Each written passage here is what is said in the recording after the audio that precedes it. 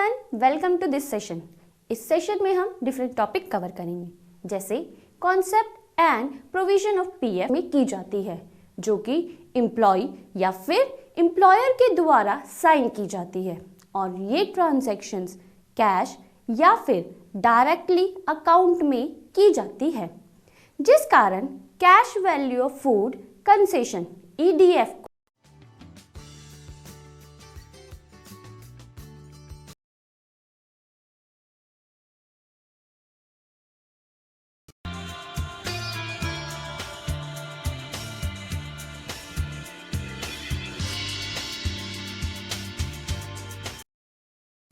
Hello everyone, welcome to this session. इस session में हम डिफरेंट टॉपिक कवर करेंगे, जैसे concept and provision of PF, provident fund and ESI, payroll processing through Tally payroll. So start करते हैं employ की definition से। एम्प्लॉय प्रोविडेंट फंड स्कीम 1952 के अनुसार एक एम्प्लॉय वह व्यक्ति होता है जो किसी मजदूरी को प्राप्त करने के लिए किसी प्रकार का कार्य करता हो। अब बात करते हैं एम्प्लॉय प्रोविडेंट फंड की मेंबरशिप की। जिस दिन से एम्प्लॉय प्रोविडेंट फंड स्कीम 1952 लागू हुआ, तब से हर वो वर्कर, चाहे वो डेली वेजेस में काम करता हो, चाहे वो कॉन्ट्रैक्ट वर्कर के अंदर काम करता हो, या फिर किसी भी तरह का पार्ट टाइम वर्क करता हो, वो इस स्कीम का एक हिस्सा हो गया। अब हम वेजेस की बात करते हैं। तो बेसिक वेजेस होता क्या है? हर वो रेम्युनरेशन जो एक एम्प्लॉय अर्न करता है, चाहे वो काम कर रहे हो या फिर हॉलिडे पर हो, उसे हम बेसिक वेजेस कहते हैं। इसके हर कैलकुलेशन एक बेसिक टर्म ऑफ कॉन्ट्रैक्ट में की जाती है, जो कि एम्प्लॉय या फिर एम्प्लॉयर के द्वारा साइन की जाती है, और ये ट्रांजैक्शंस कैश या फिर डायरेक्टली अकाउंट में की जाती है, जिस कारण cash value of food concession EDF को कंट्रीब्यूशन में इंक्लूड नहीं किया जाता है। ऐसे ही डियरनेस अलाउंसेस और प्रेजेंट्स जो एम्प्लॉय द्वारा दिए जाते हैं, वो भी कैलकुलेशन में इंक्लूड नहीं होता है। द वर्ड पे एक बेसिक वर्ड है जो हमारे basic wages combined with retained allowances, dearness allowances और cash worth of food concession को signify करता है। आइए अब बात करते हैं एम्प्लॉय प्रोविडेंट फंड स्कीम के कवर्ड एरियाज की। एम्प्लॉय प्रोविडेंट फंड स्कीम 1952 के अंतर्गत बहुत से पॉइंट को कवर किया गया है, जैसे कि retirement, family obligations, medical care, education of children etcetera. आइए अब जानते हैं कुछ एम्प्लॉय प्रोविडेंट फंड की स्कीम के बेनिफिट्स के बारे में। 55 इयर्स के रिटायरमेंट के बाद एक EPF के मेंबर अपने पूरे पैसे को अपने अकाउंट से क्रेडिट कर सकता है, लेकिन ये पूरे पैसे और भी तरीके से कलेक्ट किए जा सकते हैं, जैसे कि 55 इयर्स की एज से पहले ही अगर उनका सर्विस टर्मिनेटेड हो जाता है, तब अगर वो अपने जॉब को माइग्रेट कर लेते हैं या फिर अपने जॉब को आउटसाइड इंडिया शिफ्ट कर लेते हैं, तब अगर वो फिजिकली और मेंटली डिसेबल हो जाते हैं, तब अगर वहाँ इंडिविजुअल या फिर मास रिटायरमेंट हो, तब एक विड्रॉल एप्लीकेशन के बाद इन केस के दौरान एक मेंबर को प्रोविडेंट फंड 2 मंथ के बाद मिलता है। अगर एक कवर्ड ऑर्गेनाइजेशन के मेंबर को दूसरी ऑर्गेनाइजेशन में ट्रांसफर कर दिया जाता है जो एक एम्प्लॉयज प्रोविडेंट फंड स्कीम 1952 के मेंबर ना हो, तब अगर एक मेंबर को ड्यूटी से हटा दिया जाता है या फिर उसे retirement compensation as per industrial dispute act 1947 provident की जाती है, तब अब बारी है एम्प्लॉय प्रोविडेंट स्कीम के विड्रॉल केसेस की। कोई भी मेंबर अपने अकाउंट से मैक्सिमम 90% तक अमाउंट क्रेडिट करा सकता है। ये तभी हो सकता है जब कोई भी प्रेजेंट मेंबर 54 ईयर्स के हो या फिर रिटायरमेंट से सिर्फ 1 साल दूर हो।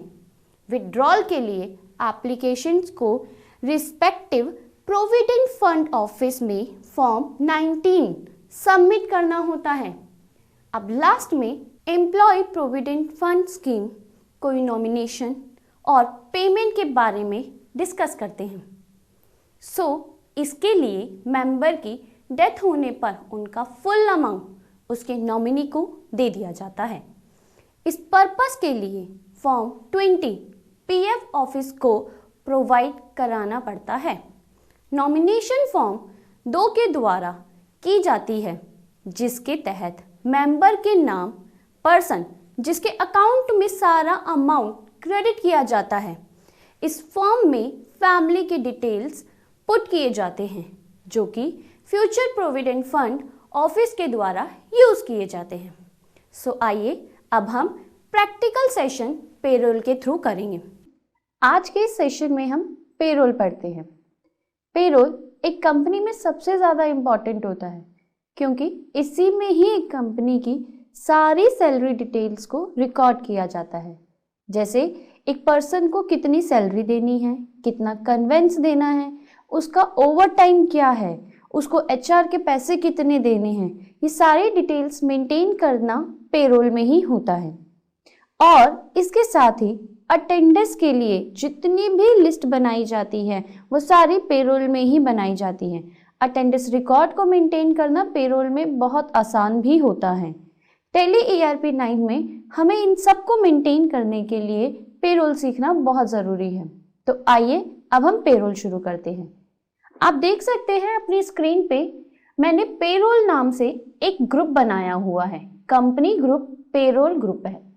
आपको सबसे पहले F11 फीचर्स पे जाना है। अकाउंटिंग फीचर इसे स्टार्ट करना है। आप अपनी कंपनी को ओपन करते हैं, एंटर की सहायता से नीचे आते हैं और मेंटेन पेरोल इसको आप यस करते हैं। एंटर कीजिए। More than 1 payroll cost categories को यस कीजिए। एंटर की सहायता से आप नीचे आ सकते हैं। एक्सेप्ट करवाइए। स्केप की सहायता से आप स्क्रीन से बाहर जा सकते हैं।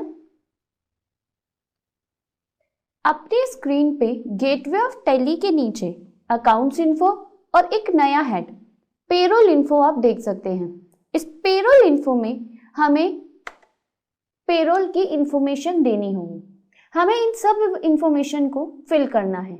सबसे पहले हम यूनिट्स की बात करते हैं। यूनिट्स में क्रिएट, एक एम्प्लॉय जब काम करता है तो उसे पर्टिकुलरली एक यूनिट्स में वर्क करना पड़ता है, यानी उसने कितने दिन काम किया, कितने महीने काम किया, कितने आवर्स काम किया, तो इन सब को हम यूनिट्स में मेंटेन करते हैं। सबसे पहले यहाँ पे हम आप शॉर्ट फॉर्म लिखेंगे। इसकी फुल फॉर्म लिख सकते हैं मिनट, और एंटर प्रेस करके इसे एक्सेप्ट करवाइए। आर लिखते हैं, इसकी फुल फॉर्म लिखेंगे और एक्सेप्ट करवाते हैं। अब हम बनाते हैं कंपाउंड यूनिट। कंपाउंड का मतलब होता है 2 चीजों को मिलाकर एक चीज में बनाना। आप अपनी कीबोर्ड में 4 एरोज देख सकते हैं, अपवर्ड, डाउनवर्ड, लेफ्ट और राइट। आप अपवर्ड की सहायता से ऊपर जाएंगे और फिर वापस उसे अपवर्ड को लेकर ऊपर जाएंगे। कंपाउंड यूनिट को ऐड करते हैं। आवर्स को सिलेक्ट करते हैं। 1 hour is equal to 60 minute, तो आवर्स ऑफ 60 मिनट एंटर करते हुए इसे एक्सेप्ट करवाइए। स्केप की सहायता से आप बाहर जा सकते हैं। यूनिट्स बनाकर जब आप बाहर आते हैं तो आपको अटेंडेंस प्रोडक्शन टाइप बनाना है। एंटर करते हैं, क्रिएट करते हैं। अटेंडेंस में सबसे पहले प्रेजेंट आपका प्राइमरी में आता है और प्रेजेंट अटेंडेंस लीव विथ पे में आता है, यानी जब आप प्रेजेंट होते हैं तब आपकी अटेंडेंस लगती है और आपको सैलरी मिलती है। उसके बाद आता है एब्सेंट। एब्सेंट का मतलब कि आपको कोई सैलरी नहीं मिलेगी।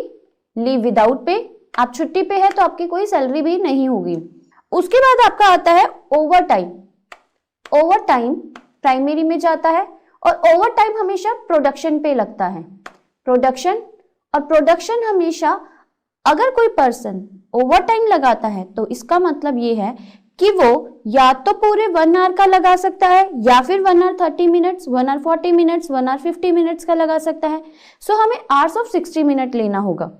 एंटर करते हुए आगे जाते हैं, यहां लगाते हैं सिक लीव। सिक लीव का मतलब होता है कि आप छुट्टी पे तो है बट आपको उसकी छुट्टी के पेमेंट मिलेगी। तो सिक लीव में लीव विथ पे, छुट्टी पे हो बट सैलरी आपको मिलेगी। एंटर की सहायता से एक्सेप्ट करवाइए। एस्केप की सहायता से आप बाहर आ सकते हैं। इसके बाद आपका आता है एम्प्लॉय ग्रुप। एम्प्लॉय ग्रुप में प्राइमरी कॉस्ट कैटेगरी, आपके यहां पर आपके ऑफिस में कितने डिपार्टमेंट्स वर्क करते हैं। सबसे पहले अकाउंट डिपार्टमेंट वर्क करता है, परचेज डिपार्टमेंट वर्क करता है और सेल्स डिपार्टमेंट वर्क करता है। मैंने यहां 3 डिपार्टमेंट्स बनाए हैं अपने। इसके बाद आता है आपका पे हेड। पे हेड क्रिएट करते वक्त हमें बहुत ही सावधानी से काम करना होता है। पे हेड होता है कि आप अपनी कंपनी के एम्प्लॉयज को क्या क्या प्रोवाइड करते हैं। सबसे पहले बेसिक सैलरी,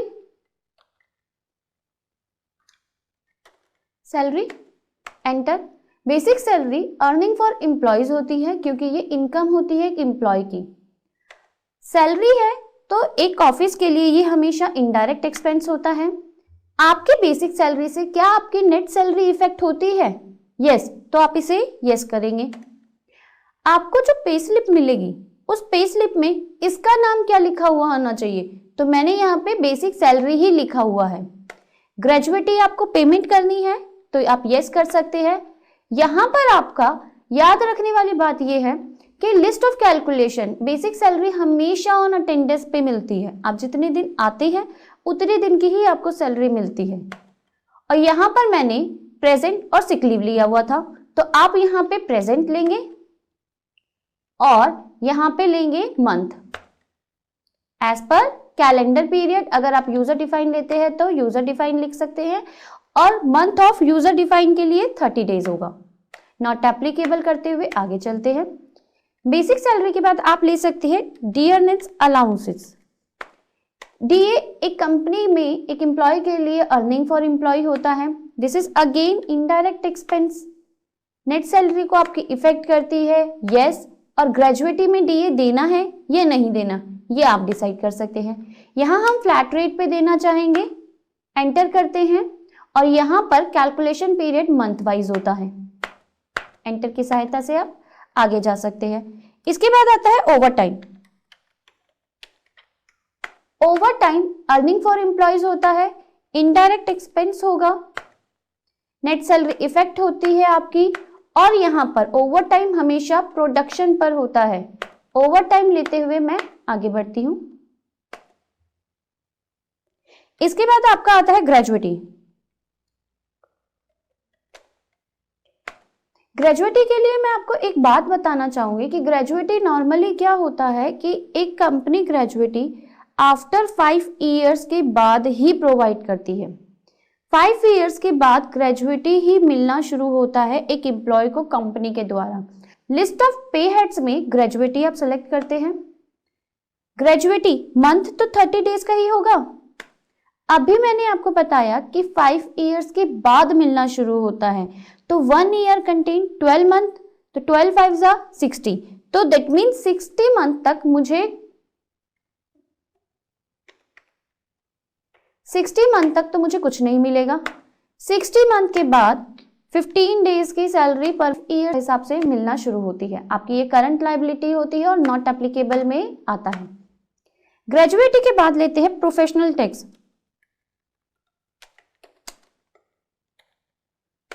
प्रोफेशनल टैक्स जो होता है वो डिडक्शन में आता है। आप एंटर करते हैं, क्योंकि ये टैक्स है तो ये ड्यूटी एंड टैक्सेस में आता है। एंटर करते हुए आगे जाइए, एंटर। यहां पर आपका ऑन करंट सब टोटल में आता है। आप यहां पे लिख सकते हैं कि जिसकी सैलरी 10,000 है उसके लिए जो वैल्यू है वो 0 है। 10,000 से 15,000 जिसकी सैलरी है उसके लिए जो वैल्यू है वो 200 डिडक्ट होकर मिलती है, और 15,000 से अबव जिसकी भी सैलरी है उसको हम 500 डिडक्ट कर कर देते हैं। एंटर की सहायता से आप आगे जाते हैं, स्केप की सहायता से हम बैक साइड आते हैं। यहां हमें अब एम्प्लॉय बनाने हैं। एम्प्लॉय के लिए ये बताना है कि एक कंपनी में आपके पास कौन कौन से एम्प्लॉय वर्क करते हैं और उनकी पूरी डिटेल्स फिल करनी है। यहाँ जर्नल इन्फॉर्मेशन भी है, पेमेंट भी है, और यहाँ पर कुछ टैक्स से रिलेटेड इन्फॉर्मेशन भी होती है। इस डिटेल्स को अगर आप और बढ़ाना चाहते हैं तो F12 लीजिए। F12 के अंदर आपके पास और भी डिटेल्स आ जाती है। फॉर एग्जाम्पल, अगर आपको सैजिटरी डिटेल्स चाहिए तो आप इसे यस कर सकते हैं, और अगर आपके पास कोई फॉरेनर भी वर्क करता है जिसके लिए वीजा वगैरह की भी डिटेल्स चाहिए होती है तो आप इस डिटेल्स को भी येस और नो कर सकते हैं। कॉन्टैक्ट डिटेल्स को शो करने के लिए भी आप यहाँ पे येस नो कर सकते हैं। मैं यहाँ पे आपको सिर्फ कॉन्टैक्ट डिटेल्स को येस कर दिखाती हूँ। तो आप देख सकते हैं यहाँ पे मेरी कॉन्टैक्ट डिटेल की जो लिस्ट है वो और आ जाती है। एक्सेप्ट करते हैं, यहाँ पे मैं लेती हूँ mister A. Mister A account department में वर्क करता है। इनकी डेट ऑफ ज्वाइनिंग 1 अप्रैल है। एक कंपनी में हर एम्प्लॉय को एक नंबर दिया जाता है जिसे हम एम्प्लॉय नंबर कहते हैं। मिस्टर ए अकाउंट्स डिपार्टमेंट में किस डेजिग्नेशन में वर्क करते हैं आपको ये फिल करना है। उनका फंक्शन क्या है आप ये फिल करते हैं। लोकेशन मान लेते हैं दिल्ली है, मैंने दिल्ली लिख दिया। जेंडर मेल लेते हैं। डेट ऑफ बर्थ आप ले सकते हैं, अगर आपको पता है अपने एम्प्लॉय का तो आप यहाँ लिख सकते हैं। ब्लड ग्रुप में ले सकते हैं। इनके फादर मदर का नाम, इनके स्पाउस का नाम, इनका address, contact number, email ID, इस तरीके से आप इनका कुछ फिल कर सकते हैं। जैसे मान लीजिए मैं यहाँ इनका कॉन्टेक्ट डिटेल फिल करती हूँ, ईमेल आईडी। अब पेमेंट डिटेल्स की मैं बात करती हूँ तो यहाँ पेमेंट डिटेल मिस्टर ए की सैलरी किस बैंक में जाएगी, यहाँ मैं SBI लिखती हूँ। SBI के कौन से ब्रांच में जाएगी आपको यहाँ पे लिखना है। बैंक अकाउंट नंबर लिखना है। इस तरीके से इसे पूरा फिल करेंगे। इनका pan card number, PF number, ESI number लिखेंगे। वर्क परमिट नंबर लिखते हैं, कॉन्ट्रैक्ट स्टार्ट डेट लिखते हैं और एक्सपायरी डेट लिखते हैं कि यहाँ पे टोटल कॉन्ट्रैक्ट किस चीज का है वो लिखना है। F12 में अगर आपको कॉन्ट्रैक्ट डिटेल्स चाहिए तो आप इसे यस कर सकते हैं। यस करते हुए एक्सेप्ट कीजिए और यहाँ कॉन्ट्रैक्ट डिटेल्स आती है। मैंने यहाँ एक्सेप्ट करवाया। मिस्टर बी लेते हैं, एंटर करते हैं। मिस्टर बी भी अकाउंट डिपार्टमेंट में वर्क करते हैं। 1 अप्रैल इनकी ज्वाइनिंग है और इनको एक नंबर दे दिया मैंने। इनका फंक्शन लिखना है, लोकेशन, जेंडर,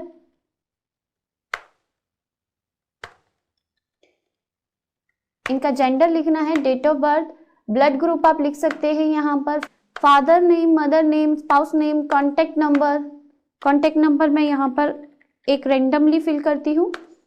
यहाँ पे ईमेल आईडी दे सकते हैं, बैंक नेम, ब्रांच नेम, ये मैं आपके साथ डिस्कस कर चुकी हूँ। यहाँ कॉन्ट्रैक्ट, अगर कोई कॉन्ट्रैक्ट साइन किया हुआ है तो कब साइन किया हुआ था उनका नंबर लिखना है, कब से स्टार्ट है, कब तक होगा, ये सारी डिटेल्स यहाँ फिल होगी। अगेन ये अकाउंट परचेज डिपार्टमेंट के हैं।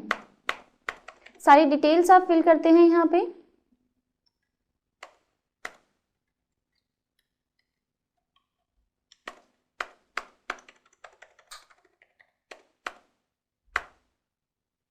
स्केप की सहायता से आप बाहर आइए। अब यहाँ पर आती है सैलरी डिटेल्स। इस सैलरी डिटेल्स में आपको क्रिएट करना है। आपको सबसे पहले मिस्टर ए का क्रिएट करना है। अब ये जो हमने बनाए थे पे हेड्स, इनमें से इन्हें क्या क्या मिलता है। फॉर एग्जाम्पल मिस्टर ए की जो बेसिक सैलरी है वो 10,000 है। एंटर। इनको जो DA मिलता है वो उनको 1,000 मिलता है। ग्रेजुएटी, ओवर टाइम जो है इनका पर आवर का 100 रुपीज देते हैं। और professional tax. End of list करते हुए आगे बढ़ते हैं। बी के लिए लेते हैं। इनको जो बेसिक सैलरी मिलती है वो मिलती है 15,000।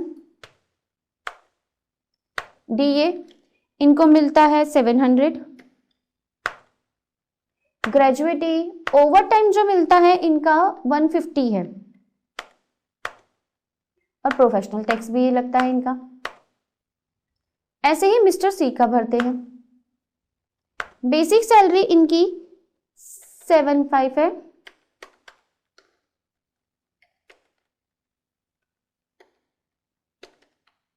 एंटर। डीए जो इनको मिलता है 120 मिल रहा है, ग्रेजुएटी मिलती है इनको, और ओवर टाइम जो मिलता है इनका है 50 रुपीज। और इनको प्रोफेशनल टैक्स नहीं देना, इसलिए मैं यहाँ पर एंड ऑफ लिस्ट करती हूँ। अगर आपको यहाँ पे हेड में से किसी को कुछ पेमेंट करनी है तो ही आप उस लिस्ट में से आप लेते हैं, अदरवाइज अगर उस लिस्ट में इनका कोई काम नहीं है तो आप उन्हें नहीं लेते। जैसे मिस्टर सी को मुझे प्रोफेशनल टैक्स पे नहीं करना, तो मैं यहीं पर इनको एंड ऑफ लिस्ट कर सकती हूँ। एक्सेप्ट करवाते हैं, स्केप की सहायता से बाहर आते हैं, पेरोल वाउचर में जाते हैं। यहाँ पे कंट्रोल F4 से हम पेरोल पे आते हैं और कंट्रोल F5 से अटेंडेंस पे आते हैं। सबसे पहले मैं अटेंडेंस आपको करके दिखाती हूँ। मिस्टर ए, ये एब्सेंट जो थे यहाँ पे हम प्रेजेंट लेते हैं, ये जो प्रेजेंट थे 29 डेज थे, एंटर। मिस्टर ए, इन्होंने ओवर टाइम भी करा हुआ है, जो ओवर टाइम किया है वो सिर्फ 2 आवर्स का करा है। मिस्टर बी, ये जो प्रेजेंट थे इस बार सिर्फ 25 डेज हुए,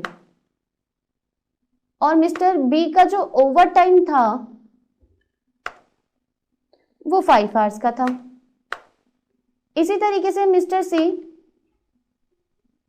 ये प्रेजेंट थे 27 डेज और इनका कोई भी ओवर टाइम नहीं है। आप यहाँ नरेशन लिखेंगे और इन्हें एक्सेप्ट करवाते हैं। कंट्रोल F4 की सहायता से यहाँ आते हैं पेरोल वाउचर पे। आपको यहाँ कैश लेना है, यहाँ प्राइमरी कॉस्ट कैटेगरी लेनी, यहाँ कैश लेना है और ऑल्ट ए से ऑटोफिल होता है।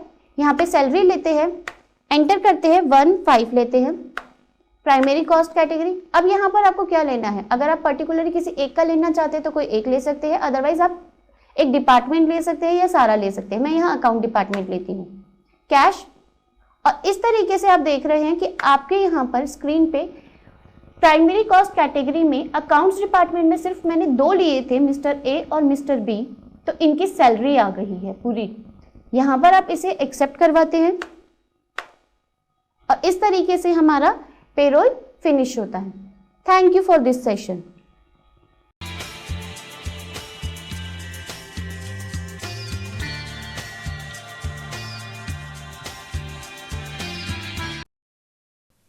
Hello everyone and welcome in the session of e-commerce and m-commerce। इस सेशन के डिस्कशन को शुरू करने से पहले हमारे लिए ये जानना ज़रूरी है कि ई-कॉमर्स और एम-कॉमर्स होता क्या है। आइए हम इन दोनों कॉन्सेप्ट्स को एक डेफिनेशन के थ्रू समझेंगे। सबसे पहले बात करते हैं ई-कॉमर्स की।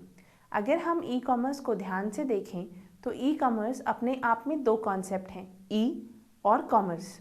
ई का मतलब है इलेक्ट्रॉनिक और कॉमर्स को जनरली हम सब ट्रेडिंग, कारोबार या व्यापार भी कहते हैं। तो ई कॉमर्स वो कमर्शियल ट्रांजैक्शन है जो कि इलेक्ट्रॉनिकली होता है, जैसे कि ईबे, अमेज़ॉन या flipkart.com पर हम ट्रांजैक्शन करते हैं। कॉमर्स की अगर हम बात करें तो कॉमर्स एक एक्सचेंज प्रोसेस है जो कि मार्केट में होती है। सालों से ये कॉमर्स मेले में, बाजार में होता आया है। 21वीं सदी में ये कारोबार कंप्यूटर या लैपटॉप के थ्रू किया जाता है, जिसे हम ई कॉमर्स कहते हैं। जैसे कि फ्लिपकार्ट या ईबे या ई कॉमर्स की किसी भी वेबसाइट पर कस्टमर प्रोडक्ट को ऑर्डर करता है, उसके बदले में वो क्रेडिट या डेबिट या कैश ऑन डिलीवरी से पेमेंट करता है। तो इस पूरे प्रोसेस को हम क्या कहेंगे? इसे हम एक्सचेंज प्रोसेस कहेंगे। Theoretical definition of exchange process ये है कि यह वो प्रोसेस है जिसमें हम वैल्यू के बदले में वैल्यू देते हैं। Exchange of value in terms of value. So complete definition of e commerce is the buying and selling of product and services by businesses and consumer through a electronic medium without using any paper documents। So ये एक exchange process है जो कि electronic medium के through होता है।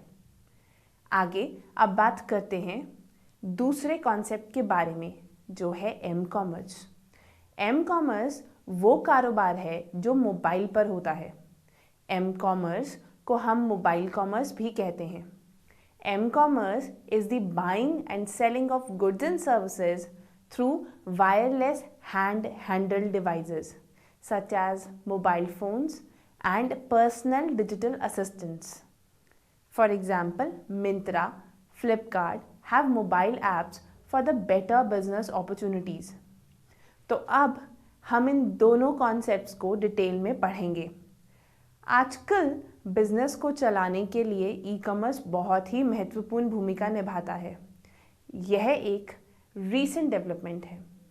आजकल हम कपड़ों से लेकर ऑटोमोबाइल्स तक हर प्रोडक्ट फ्लिपकार्ट, अमेज़ॉन, ईबे जैसी वेबसाइट पर इंटरनेट के थ्रू खरीदते हैं। टेक्नोलॉजी और प्रोसेसेस दो ऐसी चीज़ें हैं जो कि ई कॉमर्स को टाइम टू टाइम इम्प्रूव करती आई हैं। इसके साथ साथ टेक्नोलॉजी इंटरवेंशन और इंटरनेट की पॉपुलैरिटी ने ही ई कॉमर्स को संभव बनाया है। ई कॉमर्स को बिजनेस ट्रांजैक्शन फैसिलिटेट करने के लिए ही डेवलप किया गया था। Electronic data interchange early 1970s में डेवलप हुआ था और इसे ई कॉमर्स की पहली पहल कहा गया था और यह 1970 में लॉन्च हुआ था।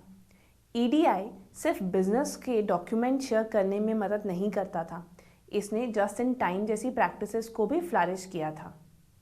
1970s की शुरुआत में इलेक्ट्रॉनिक फंड ट्रांसफ़र यानी कि EFT भी डेवलप हुआ था। EFT ऑनलाइन फंड ट्रांसफरिंग करने का एक तरीका था। तो ई कॉमर्स में EFT और EDI एक नेसेसरी एलिमेंट है। यह ई कॉमर्स के विकास का एक इम्पॉर्टेंट कदम था। 1990 में जब वर्ल्ड वाइड वेब यानी कि इंटरनेट ब्राउज़र आया, ई कॉमर्स बहुत ज़्यादा पॉपुलर नहीं हुआ क्योंकि वो सुरक्षा के नज़रिए से और उसकी स्पीड के नज़रिए से अच्छा नहीं था। 21st सेंचुरी तक आते आते इंटरनेट के ज़्यादातर कमियां दूर हो गई थी। बहुत सारी कंपनीज़ ने अपनी सर्विसेज को वर्ल्ड वाइड वेब पर सर्व करना स्टार्ट कर दिया था। ई कॉमर्स से ऑनलाइन वेंडर्स को भी बहुत बेनिफिट्स होता है। ऑनलाइन वेंडर्स को बहुत सारे एडवांटेजेस भी मिले हैं। वेब और सर्च इंजन ने बहुत सारे कस्टमर्स को रास्ता दिखाया है कि बिजनेस एक्सपेंसिव एडवर्टाइजिंग के बगैर भी चल सकता है। यहाँ तक कि स्मॉल बिजनेसेस भी ग्लोबल मार्केट में बहुत आसानी से पहुँच सकते हैं। ये web technology, customer preferences and deliver tailored marketing को भी ट्रैक करती है। अगर हम ई कॉमर्स की हिस्ट्री की बात करें तो ई कॉमर्स की हिस्ट्री में अमेज़ॉन और ईबे की बात ज़रूर होगी। अमेज़ॉन और ईबे फर्स्ट इंटरनेट कंपनीज थी जिन्होंने इलेक्ट्रॉनिक ट्रांजैक्शंस को स्टार्ट किया था। अब मार्केट में बहुत सारे बड़े और मशहूर इंटरनेट रिटेलर्स हैं जैसे कि Amazon, Flipkart, eBay, Snapdeal, Paytm, staple and many more. शुरुआती दौर में इस वर्ल्ड वाइड वेब के थ्रू ज़्यादातर music, books, computer, office supplies या इलेक्ट्रॉनिक प्रोडक्ट बेचे जाते थे।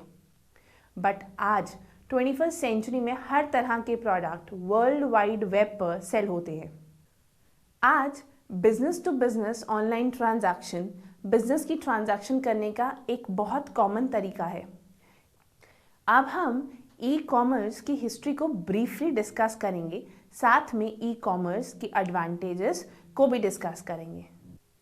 द अर्ली ईयर, जैसा कि हमने पढ़ा था कि ई कॉमर्स की शुरुआती दिनों में इसका प्रयोग मूल रूप से डाटा इंटरचेंज और फंड ट्रांसफरिंग में था।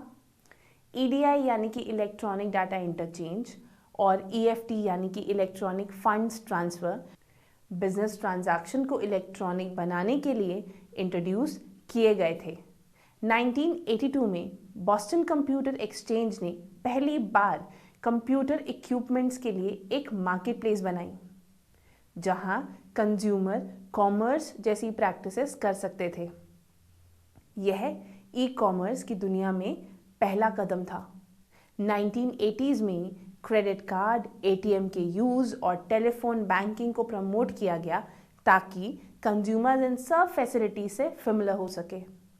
1990s के शुरुआत में ई कॉमर्स को और बेहतर बनाने के लिए और नई चीज़ें इंट्रोड्यूस हुई, जैसे कि ERP यानी कि enterprise resource planning, data warehousing and data mining. 1994 आते आते ई कॉमर्स को और बढ़ावा देने के लिए सिक्योरिटी प्रोटोकॉल्स और हाई स्पीड इंटरनेट कनेक्शंस जैसे कि DSL को इंट्रोड्यूस किया गया। इसकी मदद से ई कॉमर्स की सर्विसेज स्पीडी और सिक्योर हो गई। अब बात करते हैं ई कॉमर्स के शुरुआत की। 1998 से 2000 के बीच वेस्टर्न यूरोप और यूनाइटेड स्टेट ने पहली बार वेबसाइट का निर्माण किया था। 2000 में ई कॉमर्स के मायने बदल गए जब हज़ारों बिजनेसेस इंटरनेट का यूज़ करने लगे। 2002 में इंडिया में IRCTC के थ्रू ऑनलाइन टिकटिंग की शुरुआत हुई थी, जो कि बिजनेस टू बिजनेस मार्केट में ज़्यादा काम करती थी। तो ई कॉमर्स एक मॉडर्न बिजनेस का मेथड है जो कि ऑर्गेनाइजेशन, वेंडर, कस्टमर की नीड को समझता है और सस्ते और अच्छी क्वालिटी के गुड्स और सर्विसेज स्पीडली प्रोवाइड करवाता है। तभी हम ई कॉमर्स को paperless exchange of business information कहते हैं और ये इन कुछ तरीकों को फॉलो करने से पॉसिबल हुआ है, जैसे कि EDI electronic data interchange, electronic mail जिसे हम ईमेल कहते हैं, electronic bulletin boards, electronic fund transfer यानी कि EFT और अदर नेटवर्क बेस्ड टेक्नोलॉजीज़। आइए अब इस paperless exchange of business information को डायग्राम के थ्रू समझते हैं। ये डायग्राम हमें कॉमर्स के एलिमेंट्स का आइडिया देता है। इसमें 4 एलिमेंट्स हैं जो ई कॉमर्स को इफेक्ट करते हैं। सबसे पहला एलिमेंट है electronic fund transfer and electronic data exchange, जो कि बिजनेस की रेलेवेंट इंफॉर्मेशन और डॉक्यूमेंट को ट्रांसफ़र करने में यूज़फुल होता है। सेकेंड एलिमेंट है इलेक्ट्रॉनिक पब्लिशिंग। पब्लिशिंग का मतलब जब हम प्रोडक्ट को मार्केट में पॉपुलर करते हैं तो ये element marketing, advertising and customer support को इंटरनेट के थ्रू इंक्लूड करता है।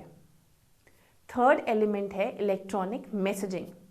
ये ईमेल और फैक्स प्रमोशन को इंक्लूड करता है जो ऑर्गेनाइजेशन इंटरनेट के थ्रू करती है। फोर्थ एलिमेंट है कॉर्पोरेट डिजिटल लाइब्रेरी। इसमें इंफॉर्मेशन शेयरिंग और कोलैबोरेटिव वर्क को इंक्लूड करते हैं। इन 4 एलिमेंट की मदद से एक ऑर्गेनाइजेशन इंटरनेट के थ्रू इंफॉर्मेशन मेंटेन कर सकती है और बेटर सर्विस भी प्रोवाइड करवाती है। अब हम बात करते हैं फीचर्स ऑफ ई कॉमर्स की। ई कॉमर्स में कुछ ऐसे फीचर्स हैं जो इम्पॉर्टेंट होते हैं। पहला फीचर है non cash payment. E commerce में हम credit card, debit card, smart card, electronic fund transfer via bank website और अदर मोड्स के द्वारा पेमेंट कर सकते हैं।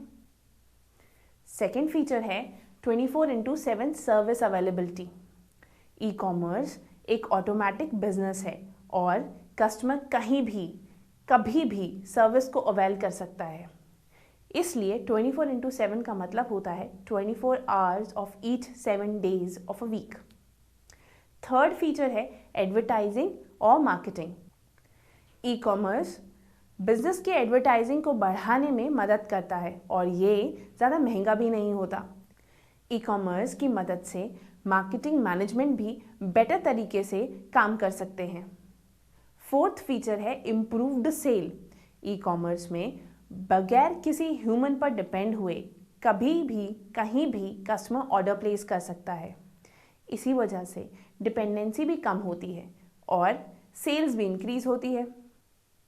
फिफ्थ फीचर है support. E commerce pre sale और पोस्ट सेल को असिस्टेंट सपोर्ट प्रोवाइड कराता है, जिसकी मदद से वो अपने कस्टमर को बेटर सर्विस प्रोवाइड करवा पाता है। सिक्स्थ फीचर है इन्वेंट्री मैनेजमेंट। ई कॉमर्स से प्रोडक्ट की इन्वेंट्री मैनेजमेंट भी ऑटोमेटिक हो जाती है। प्रोडक्ट इन्वेंट्री मैनेजमेंट को मेंटेन करना आसान भी होता है और वो इफ़ेक्टिवली भी परफॉर्म होता है। 7th फीचर है कम्युनिकेशन इम्प्रूवमेंट। ई कॉमर्स बिजनेस कम्युनिकेशन को कस्टमर के लिए फास्ट, एफिशिएंट और रिलायबल बनाता है। आइए अब डिस्कस करते हैं ई कॉमर्स की एडवांटेजेस की। ई कॉमर्स के फ़ायदे बहुत सारे हैं। ई कॉमर्स ऑर्गेनाइजेशन, कस्टमर और सोसाइटी के लिए फ़ायदेमंद है। आइए अब इन तीनों के फ़ायदों को बारी बारी समझते हैं। सबसे पहले हम ऑर्गेनाइजेशन के फ़ायदे की बात करेंगे। ई कॉमर्स का प्राइम एडवांटेज ऑर्गेनाइजेशन को प्रॉफिट प्रोवाइड करवाना है। इसके अलावा ऑर्गेनाइजेशन के फ़ायदे ये हैं कि ऑर्गेनाइजेशन अपनी मार्केट को नेशनली और इंटरनेशनली एक्सपैंड कर सकती है, वो भी कम कैपिटल इन्वेस्टमेंट के साथ। दूसरा, ई कॉमर्स मदद करता है ऑर्गेनाइजेशन की कॉस्ट को कम करने में और एक अच्छे प्रोसेस को क्रिएट करने में, जिसकी मदद से ऑर्गेनाइजेशन इंफॉर्मेशन को डिस्ट्रीब्यूट कर सकती है और रिट्रीव कर सकती है और मैनेज भी कर सकती है। ई कॉमर्स ऑर्गेनाइजेशन की ब्रांड इमेज को भी इम्प्रूव करता है। ई कॉमर्स ऑर्गेनाइजेशन को बेटर कस्टमर सर्विसेज प्रोवाइड करवाने में मदद करता है। ई कॉमर्स ऑर्गेनाइजेशन के बिजनेस प्रोसेसेस को सिंपल, फास्ट और एफिशिएंट करता है। ई कॉमर्स पेपर वर्क को भी बहुत कम कर देता है। ई कॉमर्स ऑर्गेनाइजेशन की प्रोडक्टिविटी को भी इंक्रीज करता है। सेकेंड एडवांटेजेस हैं कस्टमर्स का। ई कॉमर्स कस्टमर्स के लिए कैसे फ़ायदेमंद है? ई कॉमर्स कस्टमर के लिए एक वरदान की तरह है। सबसे पहला फ़ायदा है कि ये कस्टमर्स को 24/7 सपोर्ट प्रोवाइड करवाता है। कस्टमर कभी भी, कहीं भी